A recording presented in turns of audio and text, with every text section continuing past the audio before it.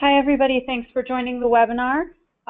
We are just going to be starting in 2 more minutes, and then we'll get started. Thanks.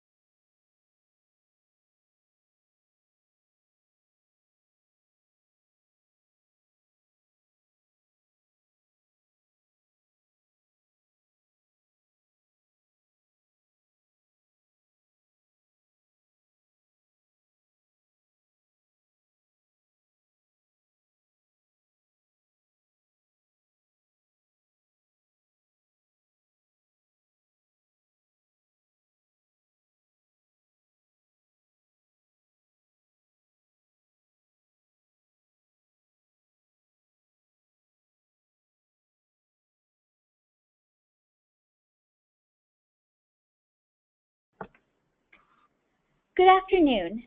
Thank you for joining us today for a brief review and helpful tips about reimbursements and using the web invoicing system. This is Sarah Murtaza, and I manage all of ASPPH's domestic fellowship programs, including the CDC Domestic Fellowship Program, the EPA, NHTSA, and the De Beaumont Foundation Fellowship Programs. With me is my counterpart, Dorothy Biberman, who manages the CDC Allen Rosenfield's Global Health Fellowship, and Jimmy Sprinkle, our financial manager, who manages all of the budgets and reimbursements. We'll begin with a review of some important points about reimbursements and then move on to a review of how to use web invoicing with some helpful tips throughout. At the end, there will be plenty of time for questions. One important point to remember is that this presentation is relevant to both domestic and international fellows. When there are rules that apply only to domestic or international fellows, we will make that clear. This information is covered during your orientation session. However, we wanted to provide more time on these topics since you have had some experience using the system, and we also strongly encourage you to have your reimbursement handbook and forms available as a reference during the webinar. At any time, you can ask a question by typing your question into the questions field on the right side of your screen. We will answer as many questions as we can at the end of the presentation. Now to begin. I know some of you may be wondering why we have a separate training on reimbursements after we have covered it during orientation. Reimbursements are a critically important part of ASPPH's fellowship programs, not just for fellows, but also for ASPPH. As recipients of federal grants through cooperative agreements from federal agencies, ASPPH has a fiduciary responsibility to ensure that the funds are used in the manner in which they were intended. These responsibilities are dictated through the guidelines of our cooperative agreements and are communicated to the fellows through the policies and procedures laid out in the guidebooks and handbooks.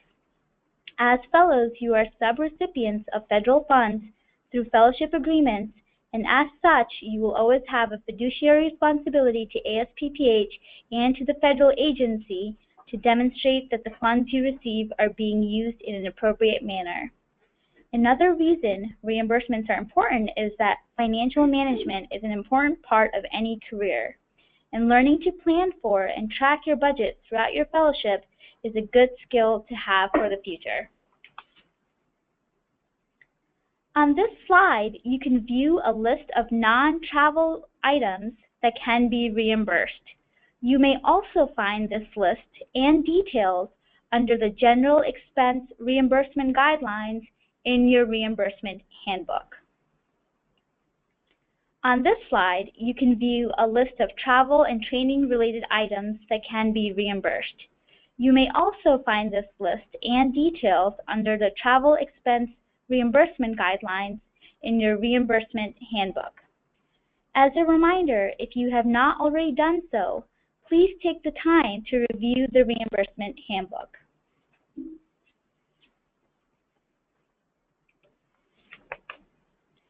For all health-related expenses, including health, dental, and vision premiums, mentor approval is not required. For everything else submitted for reimbursement, you need mentor approval. Next, we will go through the steps for approval.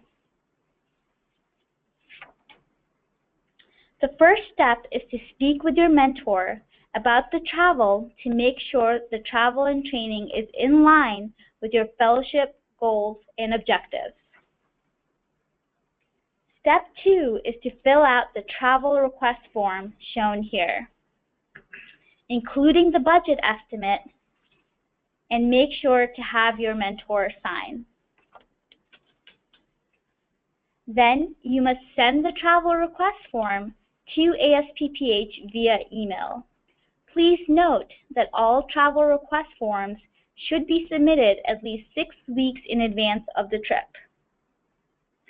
ASPPH will review the travel request forms and notify you if travel is approved or if there are any concerns. Once you receive approval from ASPPH, you may begin making purchases for travel. I will now ask Dorothy to go through the specifics about applying for reimbursements and advances.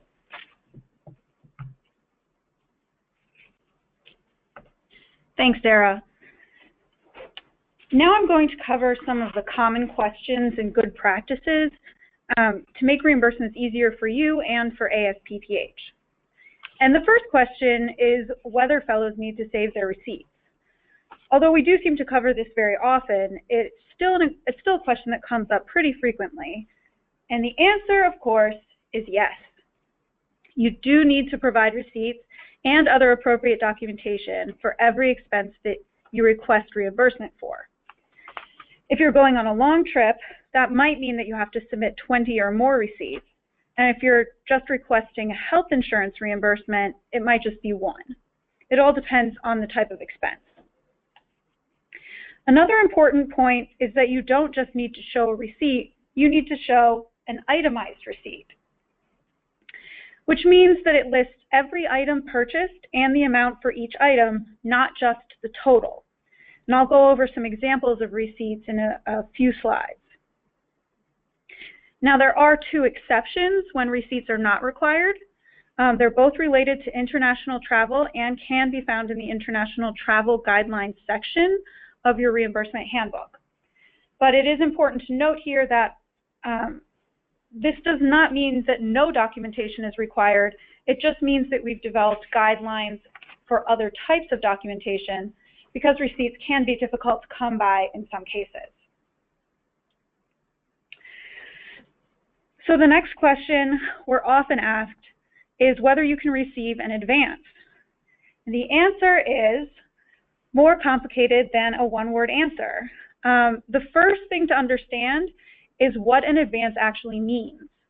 An advance means that we have reimbursed you for an expense that you've already paid for, but which has not yet happened or been completed. There are some instances in which a fellow can receive an advance, and others where it is not allowable. For travel, fellows can be reimbursed for flight and conference or training registration fees before the travel actually happens. Fellows based internationally can also be reimbursed for items like housing and health insurance premiums for several months if required. These expenses are considered to be advances because they've not yet happened, but you've already paid and been reimbursed for them. Most other types of expenses cannot be advanced. For instance, you cannot be advanced funds for hotel and meals in the United States, even if you've already paid ahead of time, because these are not authorized advances. They must be requested in a post-travel reimbursement. An important point to remember here is that if we advance you funds and you do not complete the expense, for example, if your trip is canceled or you pay for your health insurance up front and then switch midway, those funds must be returned to ASPPH because of our collective fiduciary responsibility to spend the funds in the way that they're intended. It does sometimes happen that fellows have to return advances, and we will work with you on a case-by-case basis on these issues. And finally, I'd like to emphasize that at no point are you required to request an advance. For instance, if you're planning a trip and know that you're able to front the cost yourself, then you can wait until after the trip is over and request reimbursement for all expenses in the post-travel request. Okay, so now we've gathered all of our documentation and we're ready to apply for reimbursement. So what are the steps for submitting for reimbursement? The first step is to complete the appropriate reimbursement form. And as you know, there are several different forms to choose from. We know that this step can sometimes be confusing, especially for new fellows.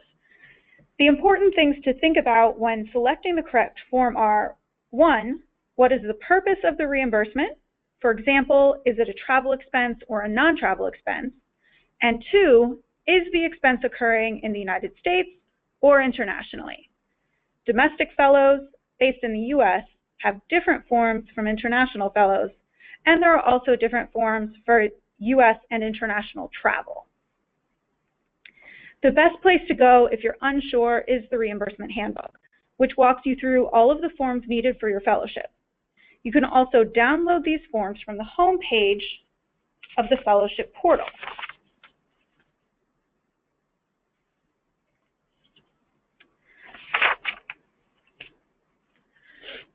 They are in the bottom right section of the page, and you can see a screen capture of that here.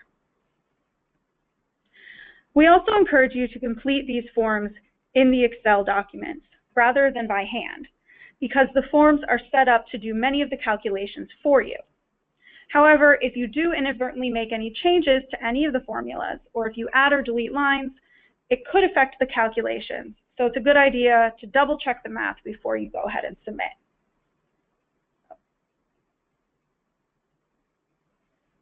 And here you can see the website, which you should all be very familiar with.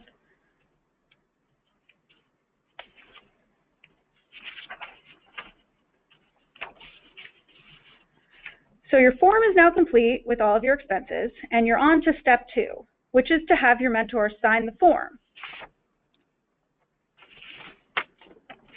Except, of course, for health insurance premiums. And there are a couple of examples of signatures. We'll accept a physical signature, as in the top example, or an electronic signature, as in the bottom example. If your mentor is not in the same physical location as you to sign the form, you may have them approve the expense via email and attach the PDF copy of the email approval with your reimbursement request. If you do go with this option, remember that we need to see the actual email chain from your mentor approving the expense and not simply a copy and paste into some other document. And last of all, don't forget to sign the form yourself. This can sometimes be overlooked in the rush to get your mentor's signature, but we do need both your signature and your mentor's signature.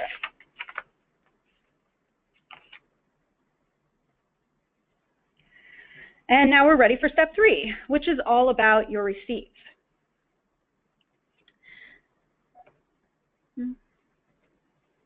The best practice for submitting receipts and other documentation is to organize them by date and expense in the same order that they appear on the reimbursement form. Also ensure all receipts are eligible and combine them into a single PDF document to upload to the web invoicing system.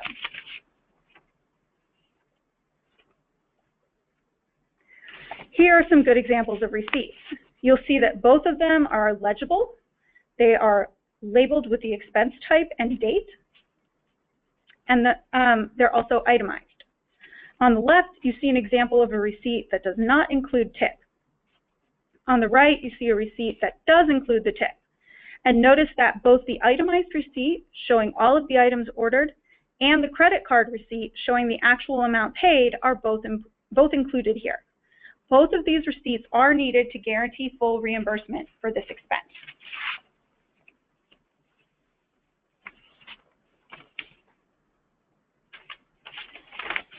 So a couple of tips about organizing your receipts.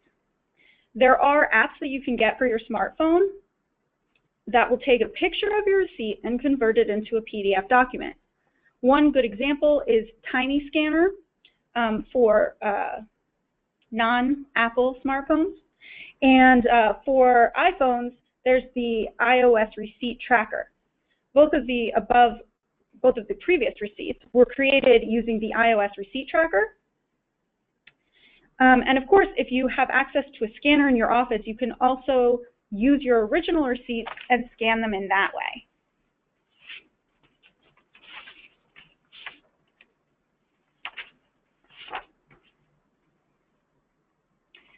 Next, keep your original receipts.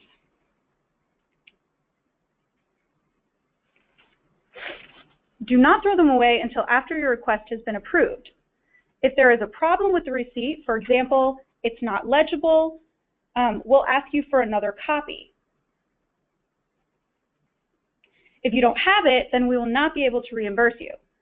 Remember that if you can't read the receipt, ASPPH cannot read the receipt either.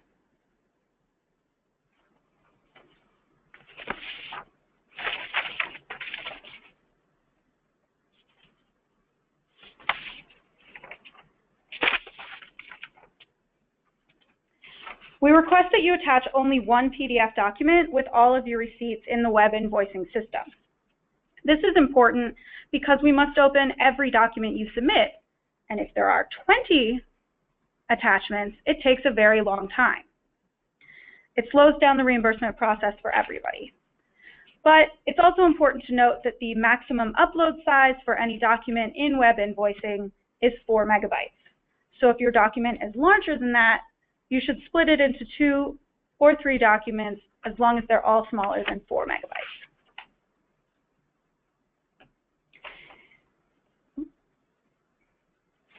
And finally, please remember that the document name for any documents you upload should not include any special characters except for the underscore or period.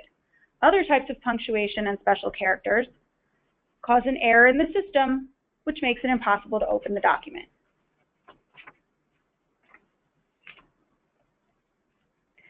And of course, the final step, once you have your form and your receipts ready to go, is to submit for reimbursement using the web invoicing system, which Jimmy's going to go through in a minute. But before we get to that, there's one more important question to cover, which is, what if you make a mistake when submitting your invoice? And the answer is that we will have to reject your invoice back to you if that happens. Now, we all know mistakes happen, not just for new fellows, but for fellows who've been with us for years also. If we do need to reject your invoice, we will do our best to inform you of what the errors were so that you can fix them. And we'll make a note in web invoicing for every invoice that is rejected, and you can see the note by clicking on the rejection reason button, which, as you can see, is next to your name in the upper left corner of your invoice page. If the mistake is more complicated than can be explained in this note, we'll also send you an email.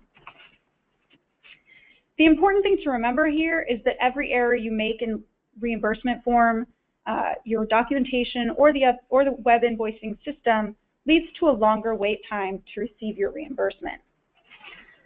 It's also important to note that ASPPH cannot make any changes to an invoice that you submit in web invoicing. This means that even small errors, like transposing a number in the total amount requested, will have to be rejected back to you to correct. So it's in your best interest to double check everything before you hit submit.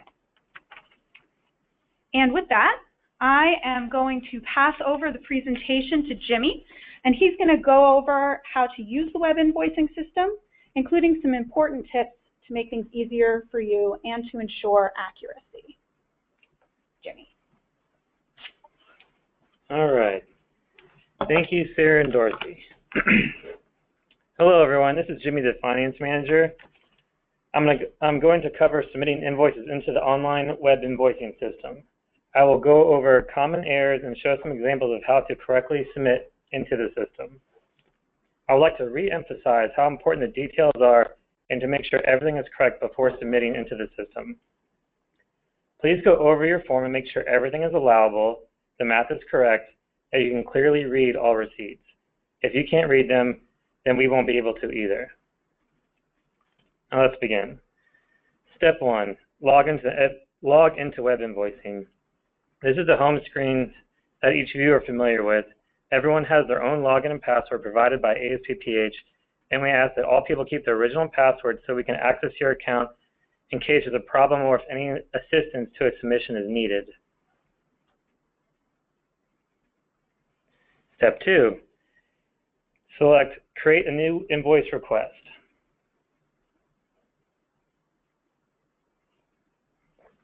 Step 3, leave invoice number blank and enter today's date. When entering your information, always leave the invoice number blank. The system auto-generates this and keeps all invoices in numerical order.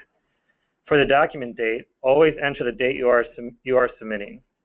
Even if you traveled a month ago, the document date is the date you are submitting the request.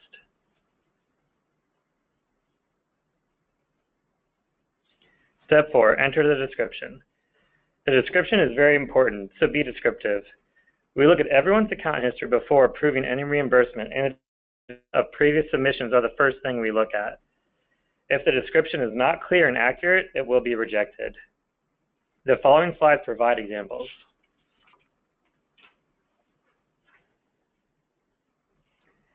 If you're requesting an advance, add advance or pre-travel to the description, and when turning in the post-travel, make sure that it's in the description as well. Please note that these descriptions are for the same trip, pre and post. If an advance is submitted, this is how the description needs to be.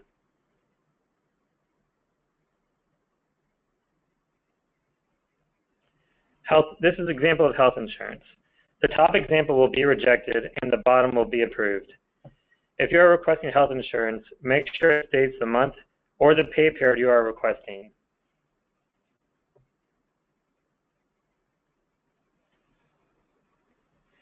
This example is a general conference trip.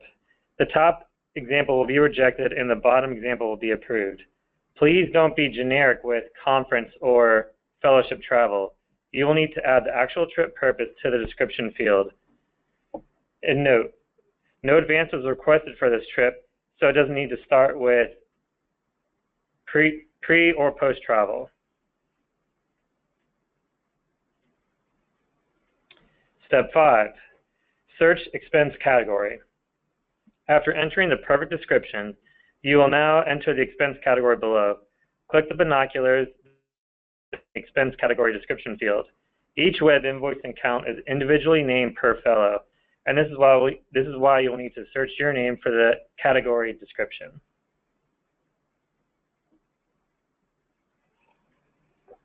Step 6, select correct expense category. Here's the field that pops up after searching for your name. Select the correct category for your reimbursement. This will typically be health or travel.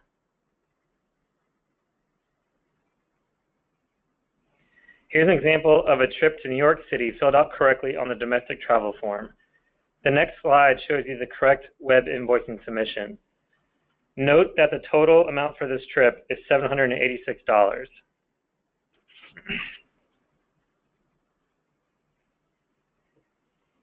Step 7 is entering the invoice amount. This example is the correct entry in web invoicing. The rate will be the total cost of the trip, and the quantity will always stay at 1. One line for the total amount of the trip is all that's needed. This is the wrong way to submit in the system. There is no need to itemize the trip again. That's what the travel form is for.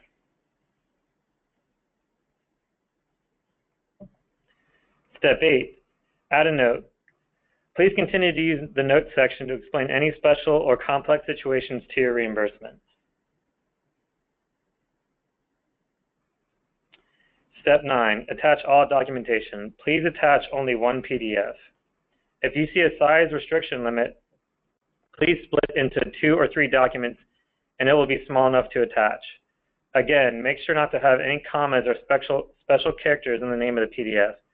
The system will give an error message on our end and we will not be able to view the document.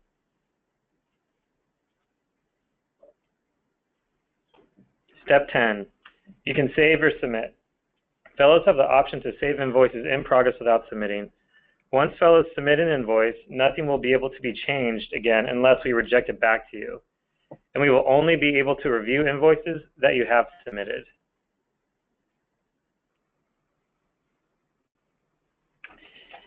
If or when your invoice is rejected, please use the note first. We always include a reason when rejecting invoices back to fellows. Please click through the link that is emailed and select View Note. Always submit the same invoice request that was rejected. Click Edit button on your invoice list to make sure changes to the existing invoice. Do not open up a new invoice if your invoice is rejected. This will create a new invoice and will go to the end of the line and will delay your reimbursement. Once again, you will first see a rejection notice, then you will click to view the rejection reason, then you will click to edit invoice.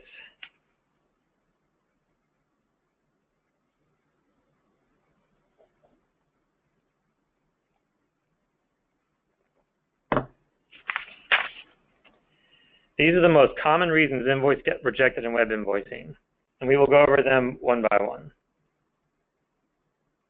First is receipts or other missing documentation. Please go over and make sure all expenses are accounted for and are legible. Missing proof of mileage and proof of the government's personally owned vehicle reimbursement rate. This sometimes changes and will always need to be attached to the reimbursement. Proof of per diem rates for international travel. Fellows will often forget to attach the per diem rates on a post-travel if it's been already sent with a pre-travel. I will always need to see the rates whenever they are being requested. Exchange rates. Proof of currency exchange rates for international travel back to the US dollar are always required. Once again, the description must have the trip purpose included.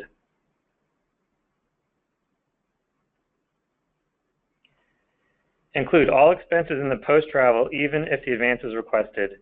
The post-travel is a complete snapshot of the total trip, minus any advance given.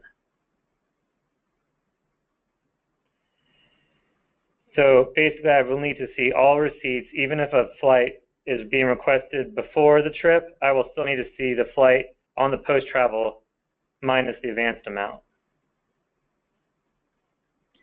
And once again, make sure no commas in the PDF name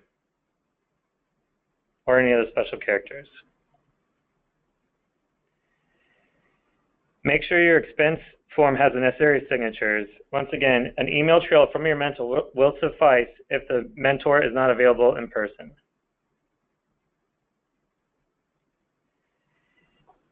And double check that your meal tips are not over 20% and your taxis are not over 10%. This is something that I do check, so please be careful on your end. Now I'll hand it back over to Sarah. We will now begin answering questions. As a reminder, you can type your question into the questions field on the right side of your screen. We will answer as many questions as we can in the remainder of our time. Okay, so this is the first question we have coming in is, do you need to fill in the exchange rate if your purchases were in US dollars, or can you leave it blank? And the answer is you can leave that section. I believe you're speaking about the section of the international reimbursement form. that has a spot to enter the exchange rate. And if you did make purchases in US dollars, you do not have to enter an exchange rate there because obviously the exchange rate is 1-to-1. But if you make a purchase in another currency, then you would need to enter the exchange rate in that cell. Okay. Next is, how do we provide proof of the foreign per diem rates? Jimmy, do you want to handle this? Sure. So what I do is I just go into the Google search bar and I type in per diem rates, and you'll see a link pop up from the State Department, and you will click that link and you'll be able to search per diem rates per location, starting with country. So whatever country you're traveling to, you'll be able to select, and it will show you the rates per city. If your city is not listed, then you will go to, you will use the other exchange rate, or the other per diem rate, which covers all of the cities in that country. Great. Okay, so do we need to submit a post-travel form if the value isn't different from the pre-travel form? Great question. You want to handle that, Jimmy? Yes, if a pre-travel form is turned in all cases, I will need to see a post-travel form. Even if no other expenses were incurred, I will need to see all the documentation again so I can close off the advance inside our accounting system. Okay, next. Excuse me. Can we go over mileage for taxis and Uber? So that definitely indicates a little bit of a misunderstanding about the rule. Do you want to cover this, Jimmy? Yeah, I'll go over this again. So for taxis and Uber, I will need to see receipts. I know Uber and Lyft and those services will email you receipt. All you need to do is take that and put it into a PDF and attach it to your reimbursement. For taxis, we do ask for the taxi receipt, and I do look at it to make sure that we can reimburse up to 10% of the tip, but nothing over that. Great. And then I also just want to be clear that when you travel in a taxi or an Uber or a Lyft or something like that, it's based on the actual amount that you pay. That's what your reimbursement is based on. Mileage is only ever comes into effect when you are driving your personal vehicle. Jimmy, do you want to hit on that a little? If you're driving to a conference or any other fellowship function, and it's reimbursable, and you take your own car, then I will need to see the Google Maps trip to prove the distance that you drove, as well as attach the government personally owned vehicle exchange rate. That's an easy Google search. It'll come right up. I think right now it's 54 cents per mile, but the government does change this time to time. That's why I always need to see proof of the current rate. And there's a link to where you can, the website where you can get that rate in the reimbursement handbook, I believe, right? Yeah, I believe so. Great. There's a question about reimbursements for non-travel related items such as business cards and whether they come out of your travel allowance. So non-travel expense items are all listed in the general expense reimbursement guidelines of your reimbursement handbook. And yes, they do come out of your travel and training allowance or your general allowance. Great. Okay, how long after a purchase can we submit our receipt? Well, you can submit immediately, assuming that you're ready to submit for reimbursement. You can submit for your reimbursement as soon as you make that purchase, assuming it's something that you can be advanced money for, like I said earlier, or it's something that's happening immediately. So if you purchase a book, you could just go ahead and submit for reimbursement immediately. However, if you're like prepaying your hotel for some US travel, then you can't submit that until you're post-travel. So that makes it a little bit more complex, but in general, it's always better to submit sooner rather than later. And I also want to reinforce that there is a 1-month rule. So you should be submitting all of your reimbursements for events within a month after you make the purchase or the trip is completed. And if you need longer than that for some reason, I know sometimes it's very difficult to get receipts from various vendors, just contact myself or Sarah, your appropriate program manager, and we'll talk to you about that. Okay, how far in advance should we submit pre-travel forms to ensure that we receive funds prior to travel, assuming everything is filled out completely? Do you want to do that one, Jimmy? Sure. When you know you're about to take the trip and you, let's just say, for example, you buy your flight, don't delay at all. Go ahead and turn in your pre-travel form prior to everything else. That way we can reimburse the cost of the flight. And there's just no reason to delay any of your expenses anyway.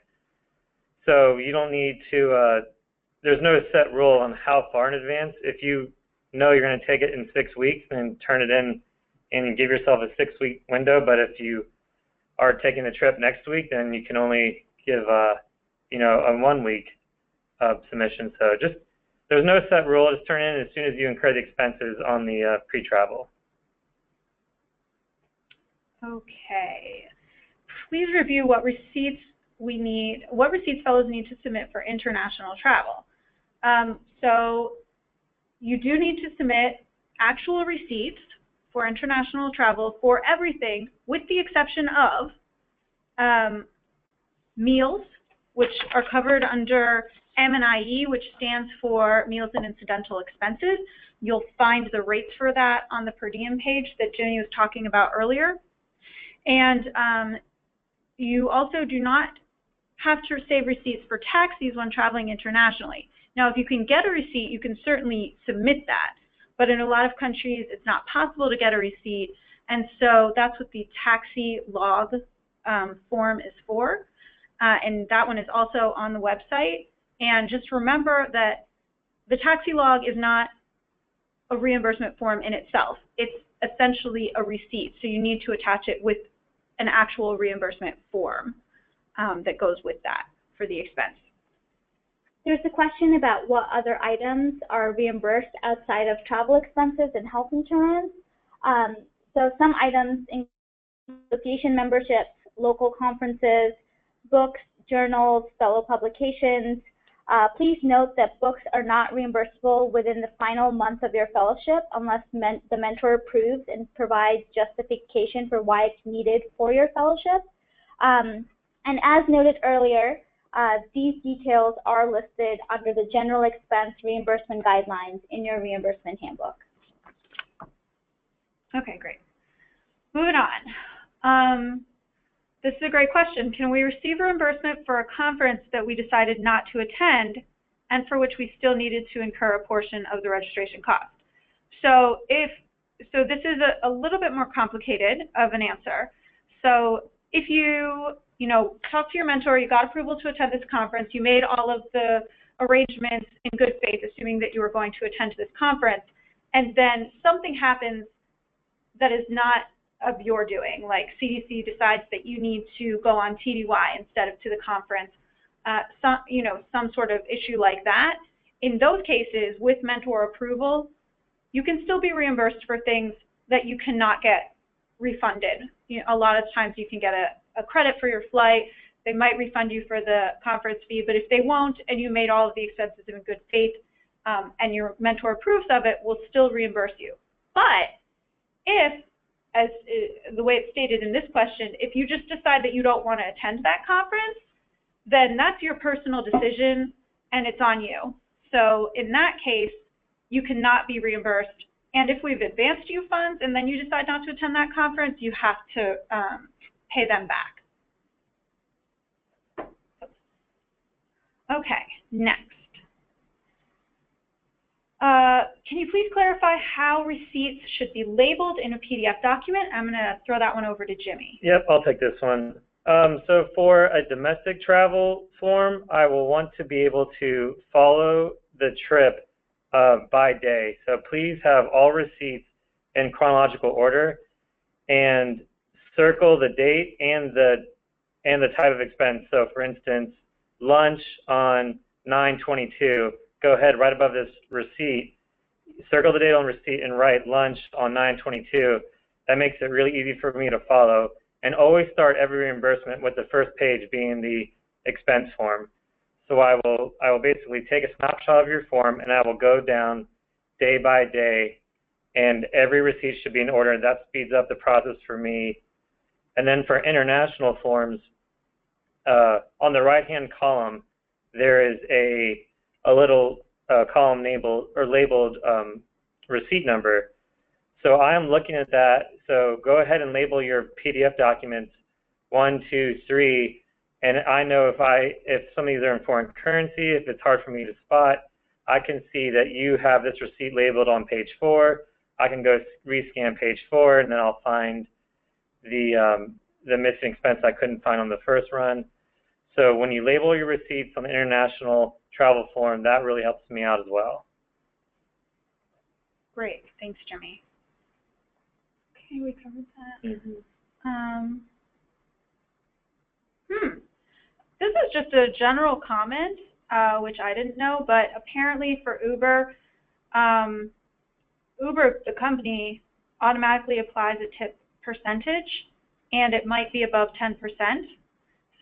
So you have to log into your account on a computer in order to set that tip amount. So if you think you're going to be using Uber a lot for fellowship-related travel, then that's something that you should probably look into. Thank you for that comment. Okay, once an invoice is rejected and the error is fixed and resubmitted, how long does it take to get reimbursed? Turnaround should be fairly quickly. If I reject an invoice back to you guys, then that means it's one of the oldest in my queue. So that's why I ask you not to create a new fresh invoice, because that will go to the end of the line. So when you edit and submit the same invoice that was rejected, it will go right back to the front of my queue. So the turnaround shouldn't take more than just a few days. But I will say that it could take longer. It's possible, absolutely. Especially if you submit an entirely new invoice instead of resubmitting the same invoice. That will definitely lead to longer times. Okay. Let's see. Okay, so Sarah, I'm going to throw this one over to you. So if a fellow thinks that they might go over their travel budget, but they know they're going to have unused funds in their health budget, can they use that money to cover the excess? So fellows are allowed to transfer funds from health to travel and training with mentor approval. The one thing that I ask fellows to note is to calculate their health insurance premiums, health, dental, and vision premiums for the year, so you are not at the end of the year, you're not behind on your health insurance bucket. Yeah, and I would add to that that you can only transfer between reimbursable allowances. So allowances that are paid as a lump sum, the taxable allowances, which are local travel and shipping for those fellows that have it, you cannot transfer funds in or out of either of those buckets. They're set amounts. So it's only between the reimbursable buckets. Okay.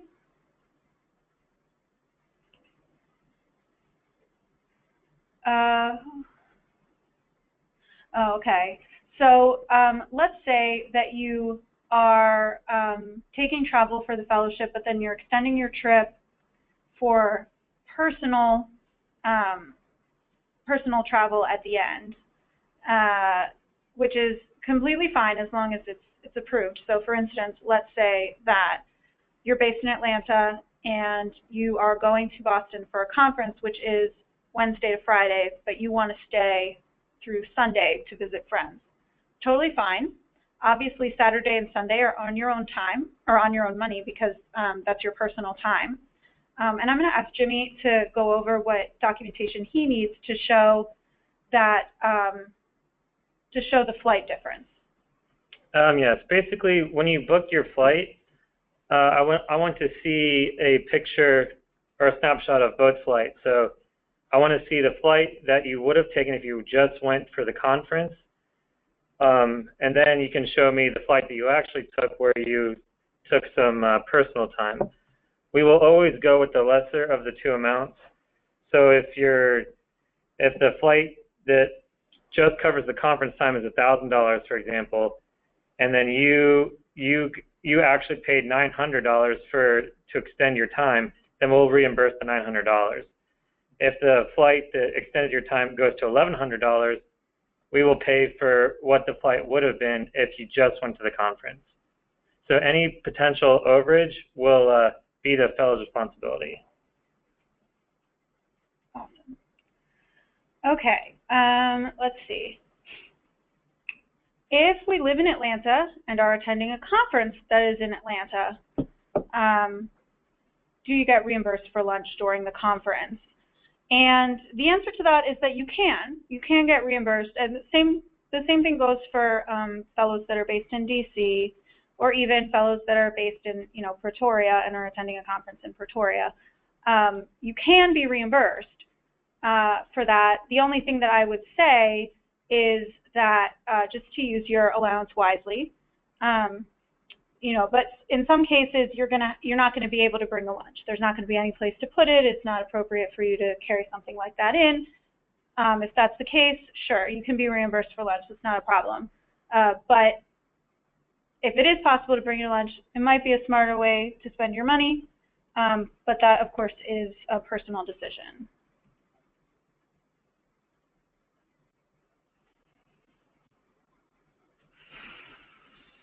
Ooh, this is a complicated one.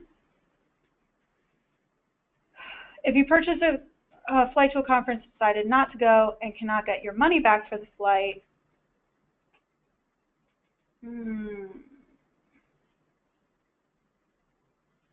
So this is basically that, let's say that you have to cancel a flight and then you get a voucher or what do they call it, a credit toward a future flight.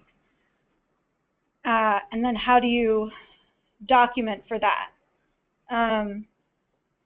So the first thing I would say is that this can vary by case. It can be a case-to-case issue because it does get confusing. But I'm going to let Jimmy give kind of a general guidance. But when this happens with you, contact your program manager, and we'll talk about it individually. But Jimmy can have some general guidance. Yeah, I'll jump in real quick.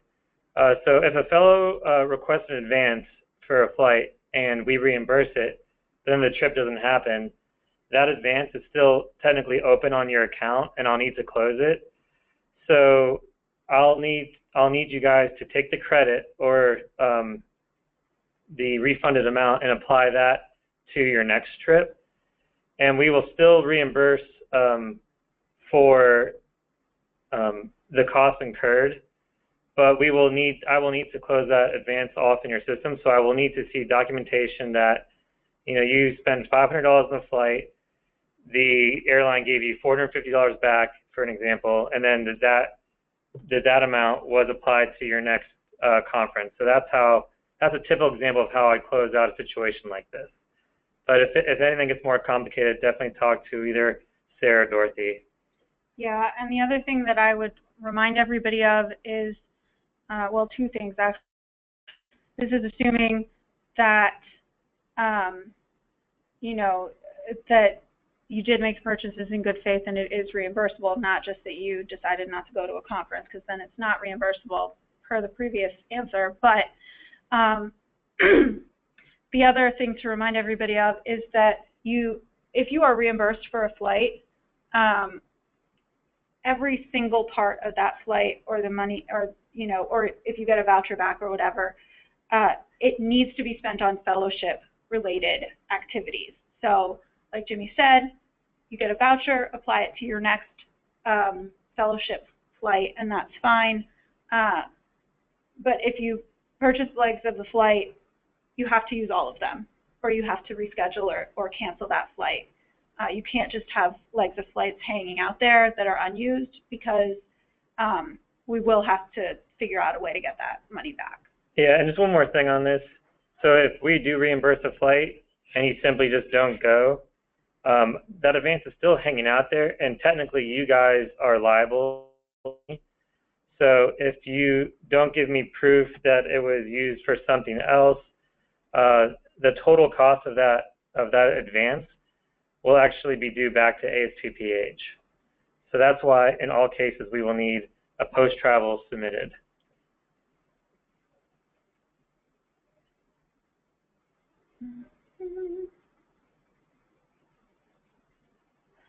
What happens if your flights change? So you book your flight, and then your mentor says that you should change your flight, or for whatever, you know, the office in country decides that you need to delay for a week or whatever the case might be, and you have to change your flight. Can the change fee be reimbursed? And the answer is yes. Assuming that this is all done, you know, with the advice of your mentor, you know, as you think that this is what you're doing, and it's not just a mistake or something like that, then yes, it's reimbursable for the flight change fee. All right. On my invoice request it said submitted. What will it say when these are approved? Sarah, do you want to cover this? Do you know? I'll take this one. Once we're in the approval process, it will actually say in process. It'll only be in the status for a day or so. And then after that, once we approve it, both me and then Sarah or Dorothy, then it'll say approved. Then it'll actually go into our next holding tank to the deputy director, and then all will be paid. All invoices that say approved should be paid within a week, but usually it's a little less than that. So within a few days, I would say, is normal. Okay. Can we arrive early for a conference for personal time, or does it have to be at? Yes. Personal time associated with travel can be at the beginning or end, or sometimes in the middle if you're going to multiple locations. As long as you're documenting it appropriately, that's fine.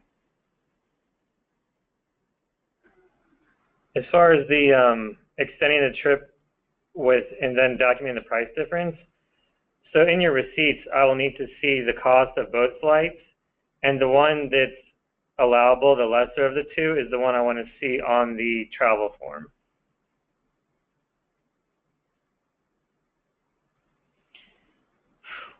Okay, so this is a question that I think only applies to CDC fellows.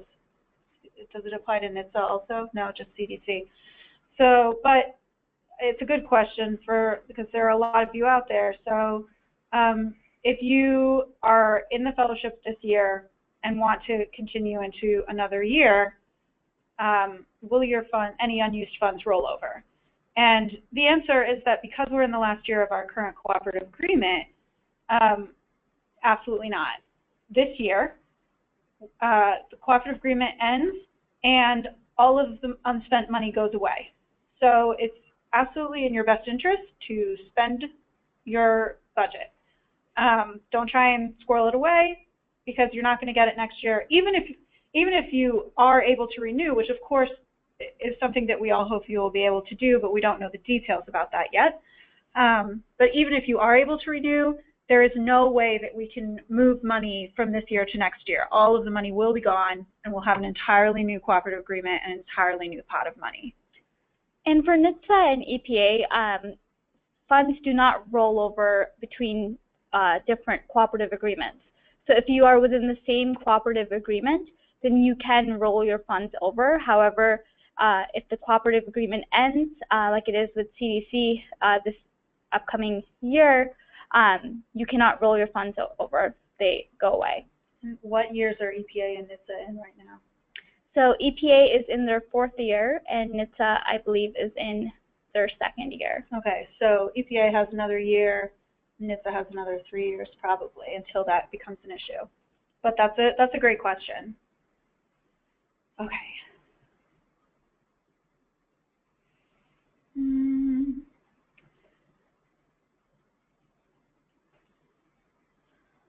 How do we submit for a fee associated with a conference abstract Oh, even if we decided not to travel to that conference yet.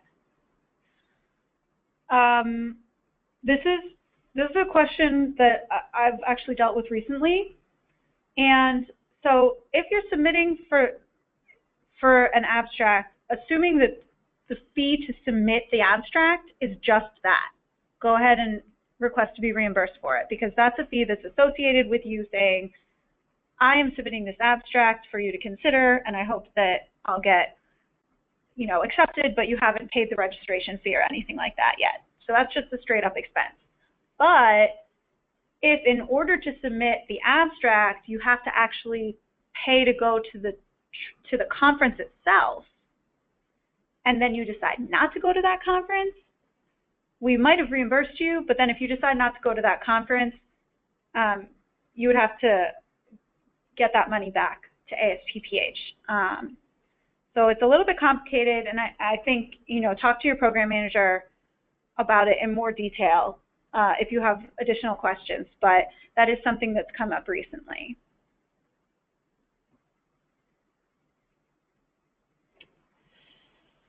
Can we get an advance for language courses or other educational courses? If it's like a registration fee, like a training registration fee, yes.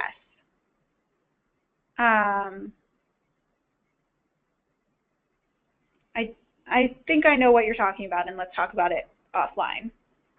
I just want to add that any courses that you do decide to take have to be pre-approved by your mentor, and they have to be in line with your fellowship project goals and objectives. Great. Thank you, Sarah. I'm going to throw this one over to Jimmy. I've already misplaced some of my receipts. What can I do? Jimmy. I would say consult the handbook. We have all the rules. We allow a $10 limit for a missing receipt per day. So if you didn't keep any receipts for a week-long trip, and it's a domestic trip, then all I could reimburse for would be $10 per day. So that's our daily limit, just one missing receipt per day. So if you went out to breakfast one day and you lost it, and it's $3.50, that's fine. I can approve that. And if that was all that was missing for that day, then that's fine. So, but just the general rule is one missing receipt per day is allowable up to $10. Great. Oh, so what if you submit an invoice request and realize that you've made a mistake and need to rescind it? So at this point, there is no way for fellows to rescind their own submission once they've submitted it. We are talking to the company about adding some additional features, but right now this is how it is. So what you should do is email your program manager and let them know the invoice number and just say, I made a mistake. Can you reject it back to me so that I can update it? And we'll go ahead and do that. It looks just like a regular rejection, except that in our rejection note, all we're going to write is per fellow request or something like that. All right. I'm going to cover that one, right? Well, do funds roll over in years when the cooperative agreement is not ending? So actually, this is a much more complicated question than it would have been last year. And for CDC, what I will say is that we're going to have to wait until the new COAG starts and find out what the rules of that one are.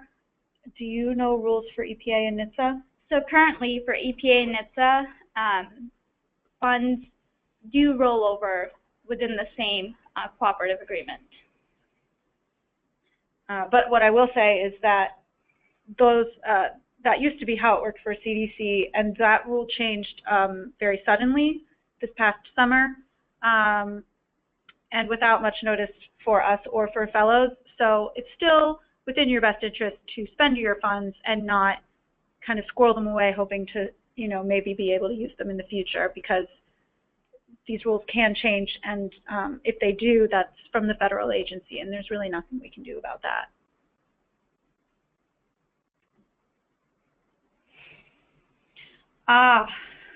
What if you're flying internationally? How do you document that there are no American carriers for your flight?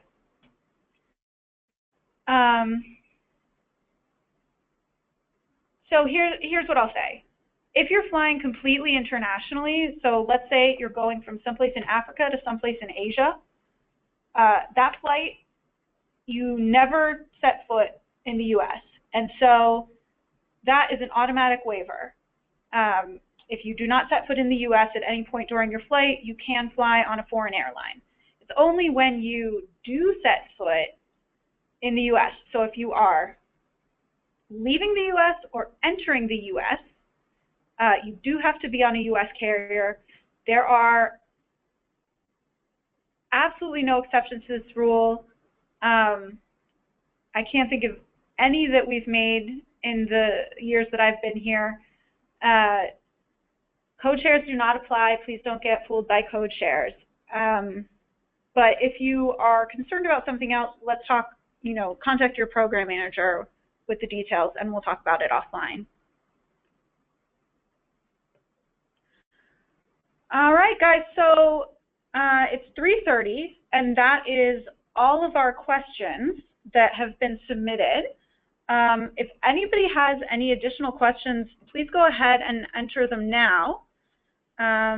If not, then we are going to go ahead and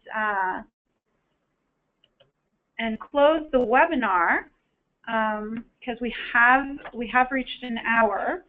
Again, if there are any additional questions, please. There are additional questions, guys. Let them in.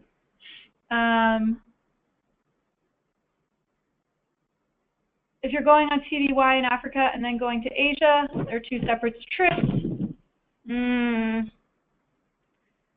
Let's talk offline. You could do them as separate trips or the same trip, right, Jimmy? Yeah, some trips for fellows are multiple cities, and that's fine. I just, it just makes it a longer reimbursement. I need to see all the same documentation. I need to see the flights to the different cities, and then the per diem rates for those different cities, and so forth. But yeah, let's talk offline if you have additional questions. And please remember, if anything gets complicated and it is a multi-city trip, please write me a note and explain to me what happened so I can follow along with the receipts and understand why you took a flight from Africa, then to Asia, then maybe to somewhere else. Okay, great. So I have a fellow who's asking about how to split PDF documents into 2 or 3. Let's talk about that offline because you do need to have software in order to do that. So contact your program manager separately. And you do not, oh, great question, guys. Do you contact Jimmy? The answer is no. You do not talk to Jimmy. Jimmy talks to you, as we like to say. So this is not because Jimmy doesn't want to talk to you. It's because Jimmy just has a lot of reimbursements to look at, and a lot of questions can be answered by Sarah or I. So contact me first, or Sarah, and if we don't know the answer, we might forward you on to Jimmy, or if he has questions about your reimbursement, he's just going to reach out to you directly, and then you can talk to him. But you do not need to copy him on questions about reimbursements or anything like that. Go ahead and ask Sarah and I, and we'll probably be able to answer your question. Yep. All right, guys, and it is now 3:33, so we are going to go ahead and call it a day. I'm going to pass it back over to Sarah, but I just want to throw out there that if you have any other questions, please email your program manager. Thank you, Dorothy. And as Dorothy mentioned, this concludes the webinar on reimbursements and web invoicing. Thank you all for attending. If you have any additional questions that were not answered here, please email your program manager. I would also like to thank Jimmy and Dorothy for their participation today. Goodbye.